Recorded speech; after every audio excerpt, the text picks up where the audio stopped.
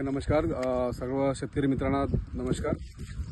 आज आपण एका शेतामध्ये आलो आहे। संत्रा पिकामध्ये डिंक्या रोगाचा प्रादुर्भाव बऱ्याच ठिकाणी होऊन आलेला आहे आणि डिंक्या रोगाचा प्रादुर्भाव रोखण्यासाठी आपल्याला नेमकं काय करायचं सगळ्यात आधी बघा, आपण इथं बघतो की आता हा झाडाला इथे एक छोटीशी जखम झालेली आहे आणि हे जखमेमुळे इथे बारीक बारीक डिंक येऊन आले आहेत आणि आपण बघू शकतो इथं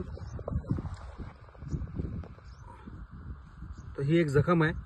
आता ही मी याला हे केली आणि इथे बारीक बारीक स्पॉट दिसतात, हे डिंक येऊन आले। आज हे जर कंटिन्यू आले तर या झाडामध्ये बुरशीचा प्रादुर्भाव सुद्धा वाढतो आणि कालांतराने मग हे झाड खराब होऊ शकतं।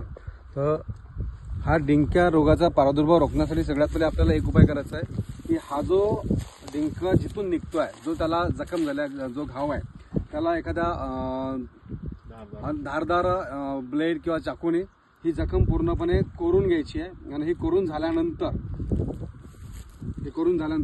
हा एक बोर्डो पेस्ट पण आपण यूज करू शकतो आणि इंडियाग्रोचा MI स्प्रे, MI प्राऊड आणि ओलिफ किंवा ग्रो मॅजिक याचं मिश्रण तयार करून याच्यावरती स्प्रे करायचा।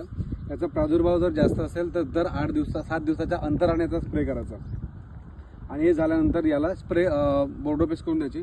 अजून एक विषय, आता हा जो ड्रॉप आहे, जसं आता इथं मल्चिंग आपलं हे दिसतोय, ड्रिपचं दिसतोय, तर इथून कुठल्याही प्रकारचं पाणी डायरेक्ट याच्यावरती आलं नाही पाहिजे, याची काळजी आपल्याला घ्यायची आहे, जेणेकरून कुठल्याही प्रकारच्या स्किनचा म्हणजे जे काही साल असते सालवर कुठल्याही प्रकारचा जखम होणार नाही किंवा कुठल्या प्रकारचा त्याच्यावर इम्पॅक्ट पडणार नाही, याची काळजी घ्यायची आहे। तर थोडीशी अशी जर काळजी घेतली तर आपण डिंक्यापासून वाचू शकतो।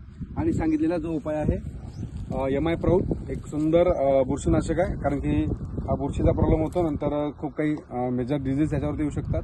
तर MI proud, MI spray, MI ओलिफ, MI grow magic यांचं मिश्रण करा आणि या झाडावरती कम्प्लीट स्प्रे करा। 8 दिवसांनी त्याला परत रिपीट करू शकता। धन्यवाद। जय हिंद, जय महाराष्ट्र, जय इंडिया ग्रो।